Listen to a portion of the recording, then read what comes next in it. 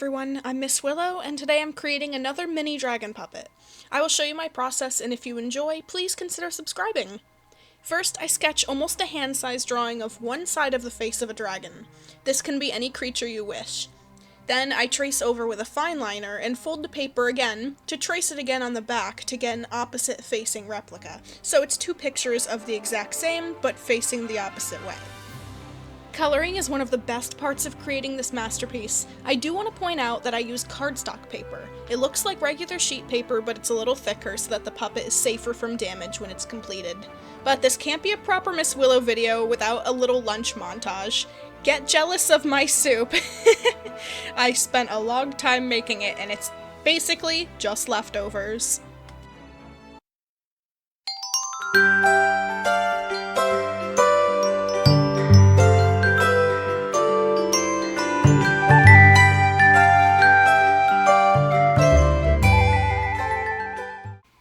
Now that I've finished my yum-yums, the dragon must commence. More color is added, and to not encourage losing interest or laziness, as I personally suffer a lot from motivation loss during projects, a tactic I use is to color a section, and then go do the same step on the other drawing when I'm making two of the same. That way, I don't have a completed piece next to a black and white empty hurdle to tackle. That stresses me out personally. Who else is the same? I've never heard anybody talking about this. But the coloring is an awesome step, because any dragon can look similar but appear widely different by the choice of colors. For this dragon, I'm using a green and blue for the cool tones, with the accents being yellow and orange. I can honestly relate it to a tropical bird through my imagination.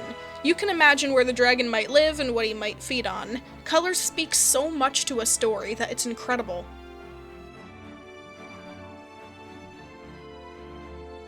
As you can see, I tend to draw dragons unique from one another. Each I create is typically differing in color, appearance, and the animal that I get inspiration from. I do encourage others to develop this sense too, when stuck on how to draw dragons. I've made tutorials in the past, but I see many artists keen to only one way of drawing anatomy for a dragon, or vastly differing opinion that the one dragon drawn can't possibly be the only way to make one. In my opinion, that is great seeing these different views. If you're a traditionalist with fantasy, I think it's wonderful to master the common fire dragon anatomy and become sound on that appearance. On the other hand, I also may create a generalized dragon for show, but encourage incredibly absurd ideas to be thrown onto it, such as feathers, beaks, fur, dog noses I draw most in, and stature based off of unique animals. Back to the puppet now. I cover the paper in wide tape to protect the dragon puppet. This won't save it from water damage, but it does make it more durable.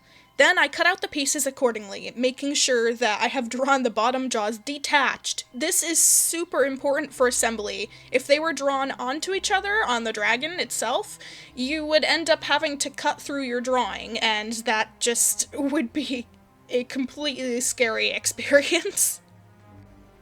The base is simple, others make different base designs. I like cutting a diamond instead of relying on two different pieces for top and bottom, making finger straps and lining the tops and bottoms with a small strip of cardboard paper for a place to tape the artwork onto. This is using a cardboard paper, not cardboard but thick paper, a little thicker than construction. But here's my finished design! As you can see, I like to put my title and name on the inside of it so that it doesn't obstruct the artwork itself. And he moves wonderful. I honestly feel like, out of all the dragon puppets that I have made, this is possibly top 3 in easiest to move.